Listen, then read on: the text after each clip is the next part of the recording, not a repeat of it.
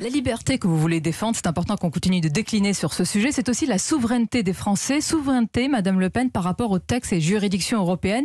Et selon vous, une modification de la Constitution suffirait à prendre le dessus sur les textes européens ?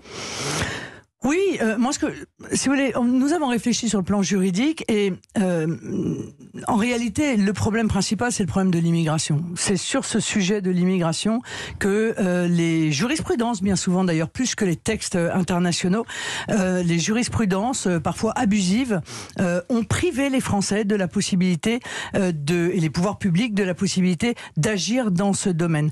Donc, sans renier notre signature, ce qui reviendrait à renier, pour le coup, l'état de droit, c'est-à-dire les droits auxquels les Français aspirent, eh bien, il faut pouvoir, dans le domaine de l'immigration, prendre des décisions constitutionnelles qui seront supérieures dans leur application. Expliquez-nous cette à la jurisprudence Madame internationale. Vous êtes avocate, vous connaissez le principe de conventionnalité et de la hiérarchie des normes. Dès lors qu'elle a été ratifiée par les deux assemblées, une convention européenne s'impose sur la Constitution, même si vous la changez. Vous savez mieux que moi. Oui, mais si ce n'est qu'encore une fois, ce sont les jurisprudences qui nous posent des difficultés, ce sont des règlements qui nous posent des difficultés.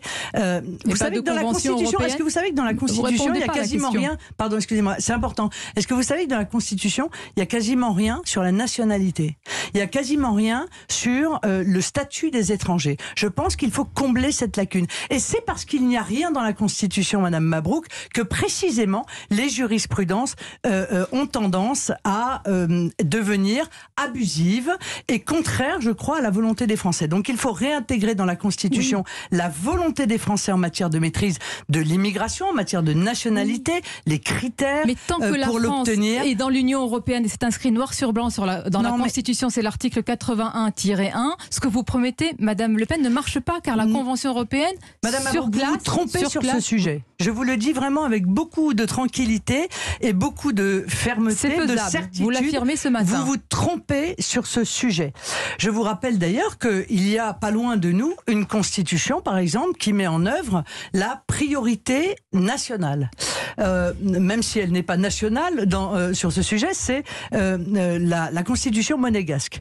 La constitution monégasque, elle dit quoi? Elle dit les étrangers ont évidemment accès à la défense de tous leurs droits privés et publics, sauf on confond traité et convention, là, c'est pas la même chose. Sauf ceux qui sont réservés aux nationaux. Eh bien, c'est exactement en substance ce que nous allons mettre dans la Constitution française et qui va permettre, encore une fois, aux Français de reprendre la maîtrise de l'immigration. Traité et convention, ce n'est pas la même chose.